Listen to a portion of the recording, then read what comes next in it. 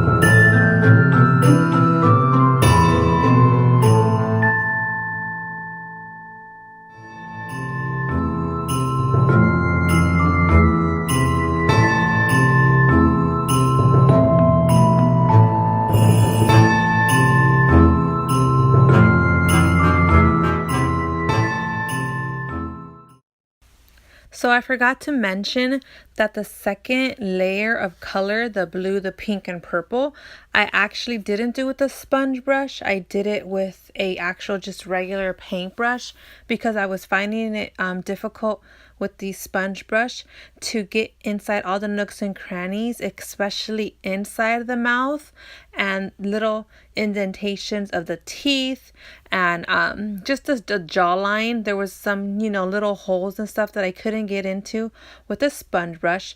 So I just used a regular brush and made sure all the white was covered. So I went ahead and did that again for each color, the top blue, the middle pink, and lastly the purple. So go ahead and watch this, and there's a couple more steps left and then we're almost done. So I'll come back in and talk to you guys once I'm done painting all the little crevices, nooks, and crannies with this paintbrush.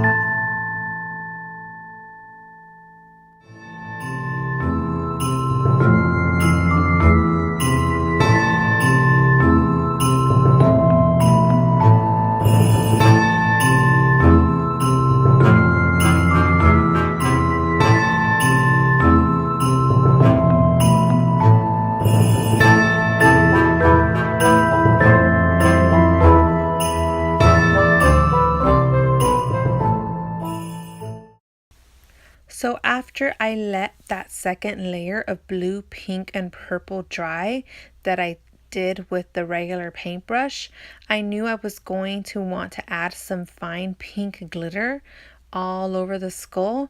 So I didn't have any just regular gloss. So my boyfriend let me use some decoupage finish that he had so that it would be nice and sticky for the glitter to adhere to. Now I did want to use some glow in the dark paint for this, but glow in the dark paint leaves a residue and you could see that there's glow in the dark paint on it. I don't know if that makes sense. And I didn't want the finish to mess with the paint job. I didn't want it to show. So I went with this, and I did swatch it on a different piece of paper, the paint, and it didn't leave a residue. So I went ahead and just put it everywhere, and it ended up working pretty well. You couldn't see that it was on. So it was basically just sealing the paint, and I was able to adhere the glitter. You'll see that process here in a second after I'm done layering everything. I went extreme with this just because I wanted to make sure there was going to be no chips or anything.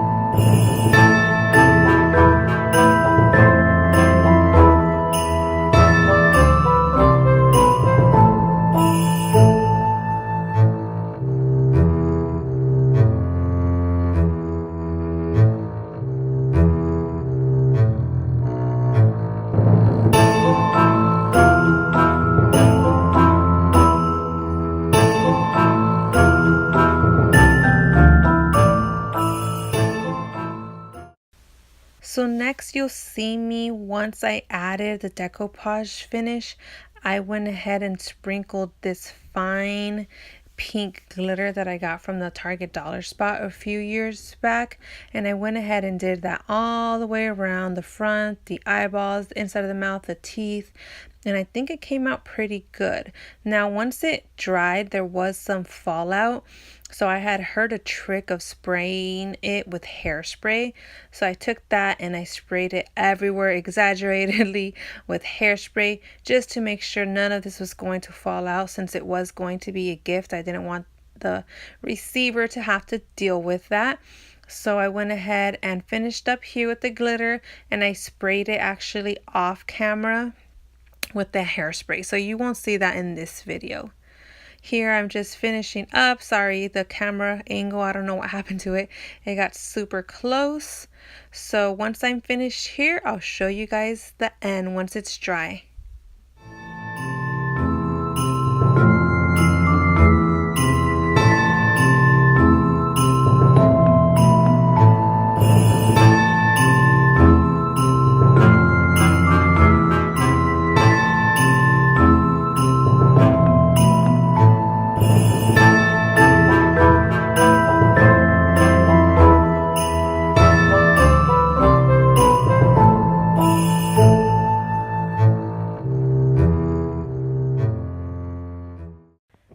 So this is the final product of the process there. I did spray it with hairspray so there wouldn't be as much fallout, and it does seem to have worked. It's gorgeous. I love it. So I hope you guys enjoyed that process video. Thank you guys so much for watching. Bye.